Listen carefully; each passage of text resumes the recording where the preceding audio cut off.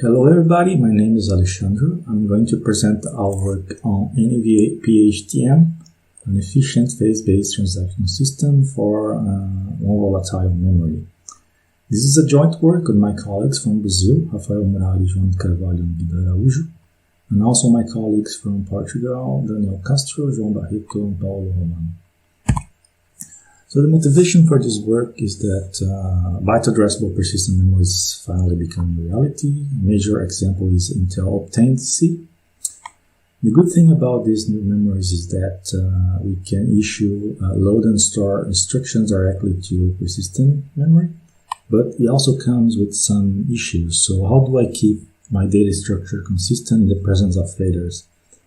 Of course, we don't want users, programmers to deal with different logging strategies using low-level flush instructions. So researchers have come with some more high-level approaches to deal with that, mostly based on transactions, and kind of reusing previous work on transaction memory. So the idea is to add durability to transaction memory. We have two main types of implementation, let's say. We have those based on software. Examples are NMOS and NV heaps. And also we have examples that use the hardware approach, mostly based on Intel TSX, such as DO-TM and NV-PhTM. And of course we have different trade-offs with these new two different ways of implementing. On the hardware side, it's resource constrained, so it's providing the best effort way, so we cannot execute all kinds of transactions. Whereas in the software part, we have this instrumentation overhead because every read and store operation has to be instrumented, which obviously adds overhead.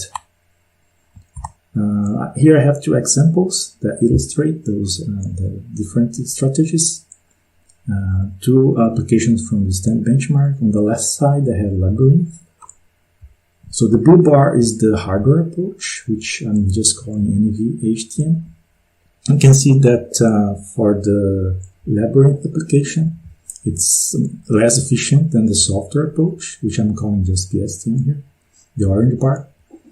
But if you look at the genome, you can see that the performance is very different because here hardware is better than software. Again, we don't want users to choose the best system based on application. The idea is to come up with a system that dynamically detects that and deals with that.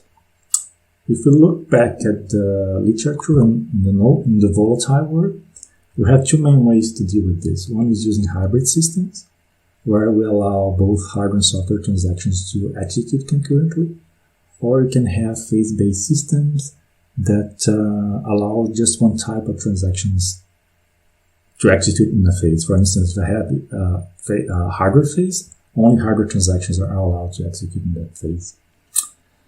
Well, I won't go into much details about the specifics of each system. I just say that there are some performance issues with hybrid systems, so we decided to focus on phase-based systems. And our contribution is to add durability to a phase-based transactional memory system. This is what NV-PhTM is. And there are two main challenges here. One is how to devise the heuristics for transitioning between the different phases in the presence of persistent memory. And how do I preserve consistency when migrating from these different phases? So I'm going to talk about more about those two main points in the next few slides. Okay, so this is the overall architecture of our system.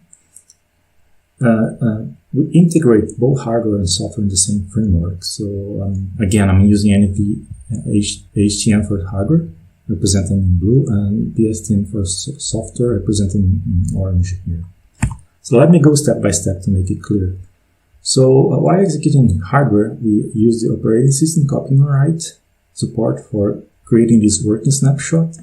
And the hardware transaction, you should load and store instruction to this working snapshot. So you never ever change persistent memory directly. You only change this working snapshot. And when the transaction is finally committed, it creates a redo log and persists it in this log area in persistent memory. So once the redo log is persisted, we say the transaction is durable. When I think about this architecture is that we decouple transaction processing from log replay, because the log replay is done by asynchronous background processes that read these logs, redo logs, and replay them in this persistent memory, this persistent snapshot. So this is nice, allows for more performance, but there might be an issue here, because if the rate that the transactions write to this log area is higher than the checkpoint process can read and process, the system will stall because the log area will become full and the system has eventually to stall. So we want to avoid that. And also I can force the checkpoint processes to replay all the logs by invoking this explicitly. And this is important when migrating from hardware to software, because I want to make sure that the logs are replayed before migrating to the software part. So this is mostly what happens in the hardware part. For the software part, we don't use this copy and write approach. We just read directly from the persistent data, the persistent memory. We also construct a redo log persistent in the log area in persistent memory, and finally replace them afterwards. So the process is a bit more simple than what happens in the hardware part. And the nice thing about this in software is that we don't have this background checkpoint process, therefore we cannot have this log-induced stagnation issue. So this is the overall architecture. So let me go into more details about how do we change from one mode to another, and how do we guarantee consistency when migrating from the different phases. So of course we want to start from the hardware because it's faster. We transition to software when there are a lot of capacity aborts, meaning that I cannot execute in hardware. Or we reach that log-induced stagnation issue. That means that the log area is full, but performance in hardware is not great, so it's a better idea to just switch to software. Once in software, we decide to return to hardware when we see that the transaction is short, meaning that we're probably going to execute better in hardware. Or we have come to the conclusion that the log stagnation is not an issue anymore. The problem here is that while in software mode, we don't know what's happening in the hardware part. So we came up with an indirect way of measuring that. So this plot shows that I have a time in the x-axis, measuring cycles, transaction length in the left side, y-axis, and also the right set size in the y-axis in my right side. So we run the application, this I think is Intruder, and measure the performance using hardware only, which is in this plot represented by this red plot. And then we execute it in software, represented by the blue dots. And also we measure the right set size. We can see that in the very beginning hardware is better because the hardware transactions are generating a lot of redo logs that cannot be replayed very quickly, and the system enters in that log-induced stagnation. But as time passes by, we can see that the right set is decreasing and the hardware transactions eventually get better. So we use this decrease in the right set size to decide to return to hardware. So that's our main heuristics, to decide when to return to hardware once in software. So going back to the transition automaton, there's another phase to deal with serialization. I will not go much into details. There are more in the paper for those interested. But basically, I have short transactions and a lot of aborts. Instead of going to software, I'll enter a serialization phase instead.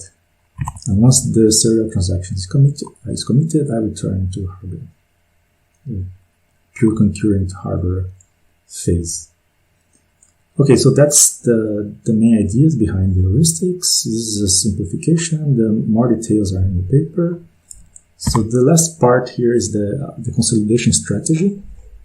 So if a failure occurs while in hardware or software, it's simple to resolve. We just replay the root log. The problem is if a failure occurs during a phase migration, when I'm migrating from hardware to software or software to hardware. So our solution is just to force all the root logs to be replayed before migrating.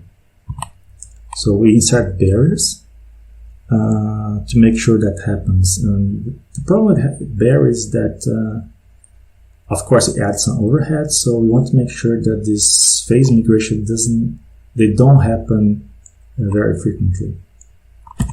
So when going to hardware to software, just wait for the checkpoint process to replay or redo logs.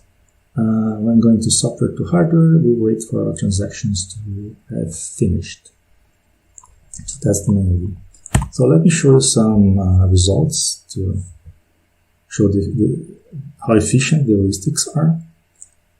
Our methodology is based on simulation environment, like previous work, such as NV-PhTM and Crafty. We have 4 systems: a pure hardware NV-PhTM, a pure software PhTM, a version of our approach without the PMware heuristics, which we call PhTM star, and our proposal in NV-PhTM. Again, I'm not going to show all the results in the paper. I'm going to focus on the most important ones. There are 2 applications. One is SSA2. Here I have the speedup graph, number of threads in the x-axis and the speedup in the y-axis. If you look only to hardware and software approaches, we can see that for low thread counts, you can see the hardware is slightly better, but once we reach 6 threads, the software starts to become better because of that log-induced stagnation issue. If you look at the system without the heuristics, the PhTM star, we can see that it doesn't really follow the best performing system, which after 6 threads is software, because it doesn't know that the log-induced stagnation issue is present because it's not being aware. So when we add that heuristic, we can see that our system now closely follows the best performance one. If we look at some data, so I have here a table for the system without the heuristics and with the heuristics. There are 4 columns for each one. We have the percentage of time per hardware, software, serialization mode, the global log, and log-induced stagnation. You can see that the numbers for the log stagnation issue is much lower for our version with the heuristics. So that's why it reaches much better performance. And finally, the intruder. Intruder is a different case. Intruder, all the configurations, the hardware part is better. If you look at the performance of the system without any PM or heuristics, we can see that it's something between software and hardware. It's better than software, but it doesn't reach the full potential that hardware provides. And that because without the heuristics, we don't know when to return to hardware. It kind of spends most of the time, more time than necessary in software. So when we add the heuristic that indirectly measures log-induced stagnation, we can see that our system performs much better.